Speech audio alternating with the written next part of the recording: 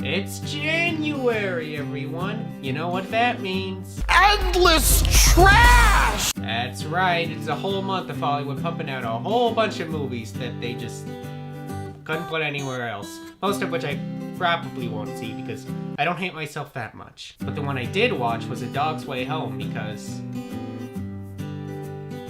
I don't know. A Dog's Way Home is a movie that exists and is apparently the next chapter in the A Dog's Purpose cinematic universe. Not exactly something I expected to ever exist, but hey, at least it's not the Dark Universe. This is a movie that's exactly what you think it's gonna be. All you have to do is hear the premise, a dog is trying to get home, and 90% of this movie's plot will pop into your head. Or you could just watch the trailer where they show literally every important action related to the plot, except for the part where the homeless man chains himself to the dog before immediately dying. They left that part out. It's a very safe movie. Nothing in here is gonna surprise you. As soon as an element is introduced, you know exactly how it's going to be implemented later on. But instead of being boring like you would think, I'll give the movie credit for at least holding my attention. I mean, it was for the wrong reasons, but it made me experience more emotion than I can say I felt during something like Solo. Unfortunately, those emotions ranged from being annoyed that I had to sit through this to laughing in hysteria at what I was watching. But in terms of the people who will go out to watch this, I think I'll be in the minority there. There's plenty of people that'll watch this and be taken on a big emotional roller coaster. Unfortunately, I'm too much of a cynical bastard to get roped in by this movie. You see, I am a Rick and Morty fan. That means my IQ is far too high to be swooned by such a meager excuse for entertainment. I'm Pickle Rick! It feels so overly sentimental. The movie feels the need to beat the audience over the head with how cute and emotional it is, and none of it is authentic. This is the type of movie that is genetically engineered to make an audience cry. Likely so a studio executive can feed off said tears to try and retain his mortal body. Oh, Dark Lord, please, give back to me your gifts.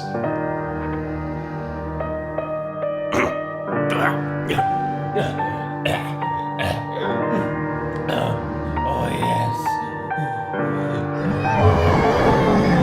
Bryce Dallas Howard, the voice of the dog, is kinda the epitome of this. She's doing her best, but man does she get annoying. Every line is delivered with so much unnecessary enthusiasm and it gets old fast. Honestly, I think this movie would have been a lot better without the narration. Visually, it does the job well enough and it would be perfectly coherent without the dog needing to talk every 5 seconds. And much less grating. Cheese is my life. That being said, there is some legitimate entertainment to be had in this movie with how funny it can unintentionally be. There are several moments where I caught myself laughing out loud. There's a part where the mom, who's a veteran with PTSD, is talking to some property owner and they talk about how they're about to go to war with each other and it's taken 100% seriously. It was hilarious. And there's another scene with the mom sneaking up on a guy and threatening to go all Liam Neeson on his ass. There's stuff like that peppered all throughout the film and it'll give you a good laugh. Other than that though, there's not a lot of reasons to see this movie. There's nothing in it that makes me super angry, but there's also